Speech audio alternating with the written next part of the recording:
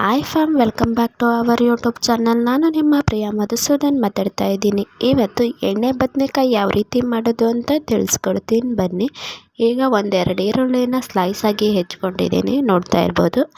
ಅದಕ್ಕೆ ಒಂದು ಟೊಮೊಟೊ ತೊಗೊಂಡಿದ್ದೀನಿ, ಒಂದು ಅರ್ಧ ಕಪ್ ಕಾಯಿ ತೊಗೊಂಡಿದ್ದೀನಿ, ಮತ್ತು ಕೊತ್ತಂಬರಿ, ಒಂದು ಗಡ್ಡೆ ಬೇಳೆ, ಒಂದು ಉದ್ದ ಶುಂಠಿ, ಅನಂತರ ಹುಣಸೆಹಣ್ಣು, ಒಂದು ಚಿಕ್ಕ ನಿಂಬೆಹಣ್ಣಿನ ಗಾತ್ರದಲ್ಲಿ 3 ಸ್ಪೂನ್ ಸಾಂಬಾರು ಪುಡಿ ತೊಗೊಂಡಿದ್ದೀನಿ.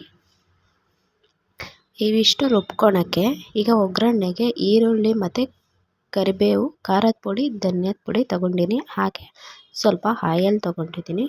ಇವಾಗ ಬದನೆಕಾಯಿ ಎಲ್ಲ ಈ ರೀತಿ 4 ಭಾಗ ಮಾಡ್ಕೊಂಡು ತೊಳೆದಿಟ್ಕೊಂಡಿದ್ದೀನಿ. ಈಗ ಒಂದು ಪ್ಯಾನ್ ಬಿಸಿ ಆದಮೇಲೆ ಸ್ವಲ್ಪ ಎಣ್ಣೆನ ಆ್ಯಡ್ ಮಾಡ್ಕೊಂಡು ಒಂದೊಂದೇ ಬದನೆಕಾಯಿನ ಈ ರೀತಿ ಹಾಕ್ಬಿಟ್ಟು ಕುಕ್ ಮಾಡ್ಕೋಬೇಕು.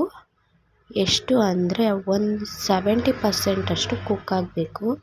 ಈರುಳ್ಳಿ ಮತ್ತು ಕರಿಬೇವು ಹಾಕಿ ಚೆನ್ನಾಗಿ ಹುರ್ಕೊಳ್ಳಿ. ಇದು ಬದನೆಕಾಯಿ ಕಲರ್ ಚೇಂಜ್ ಆಗೋ ತನಕ ಚೆನ್ನಾಗಿ ಬೇಯಿಸ್ಕೋಬೇಕು. ಇವಾಗ ಒಂದು ಜಾರ್ಗೆ ತೆಂಗಿನಕಾಯಿ, ಕೊತ್ತಂಬರಿ, ಬೆಳ್ಳುಳ್ಳಿ, ಹಾಗೆ ಶುಂಠಿ,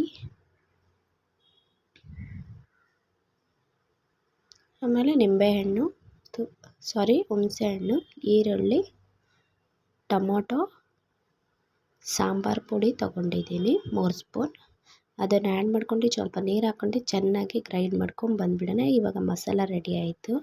ಇವಾಗ ನೋಡ್ತಾ ಇರ್ಬೋದು, ಇಷ್ಟು ಕಲರ್ ಚೇಂಜ್ ಆಗಿದೆ, ನೀವೇ ನೋಡ್ತಾ ಇರ್ಬೋದು. ಅದಕ್ಕೆ ಖಾರದ ಪುಡಿ, ಸ್ವಲ್ಪ ಅರಿಶಿನ ಪುಡಿ, ಹಾಗೆ ಧನಿಯಾದ ಪುಡಿನ ಹಾಕ್ಕೊಂಡು ಒಂದು 10 to 20 ಮಿನಿಟ್ಸ್ ಸ್ಲೋ ಆಗಿ ಕುಕ್ ಮಾಡ್ಕೊಳ್ಳಿ.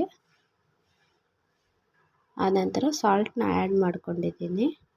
ಒಂದು ಸ್ವಲ್ಪ ಉಪ್ಪು ಹಿಡಿಬೇಕಲ್ಲ, ಅದಕ್ಕೋಸ್ಕರ ಚೆನ್ನಾಗಿ ಫ್ರೈ ಮಾಡ್ಕೋಬೇಕು. ಇವಾಗ ಇದನ್ನು ಫ್ರೈ ಆದ ನಂತರ ನಾವು ರುಬ್ಬಿಟ್ಕೊಂಡಿರ್ತೀವಲ್ಲ, ಆ ಮಸಾಲಾನ ಆ್ಯಡ್ ಮಾಡ್ಕೊಬಿಟ್ಟು ಜಾರ್ ತೊಳೆದಿಟ್ಕೊಂಡಿರೋ ನೀರನ್ನ ಆ್ಯಡ್ ಮಾಡ್ಕೋಬೇಕು. ಯಾವುದೇ ಕಾರಣಕ್ಕೂ ಮಸಾಲಾನ ವೇಸ್ಟ್ ಮಾಡಬೇಡಿ.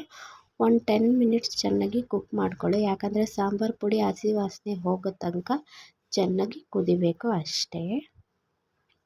ಈ ಥರ ಕುದಿ ಬರುತ್ತೆ. ಕುದಿ ಬಂದ ನಂತರ ನೀವು ಕೊತ್ತಂಬರಿನ ಆ್ಯಡ್ ಮಾಡ್ಕೊಂಡು ಗ್ಯಾಸ್ ಸ್ಟವನ್ನು ಆಫ್ ಮಾಡ್ಕೊಬಿಡಿ. ಈಗ ರೆಡಿ ಆಗಿದೆ ಬ್ರಿಂಜಲ್ ಸಾಂಬಾರು ಎಣ್ಣೆ ಬದನೆಕಾಯಿ. ಈ ವಿಡಿಯೋ ಏನಾದರೂ ಇಷ್ಟ ಆದರೆ ಲೈಕ್ ಮಾಡಿ, ಶೇರ್ ಮಾಡಿ, ಹಾಗೆ ಕಮೆಂಟ್ ಮಾಡಿ. Thank you so much.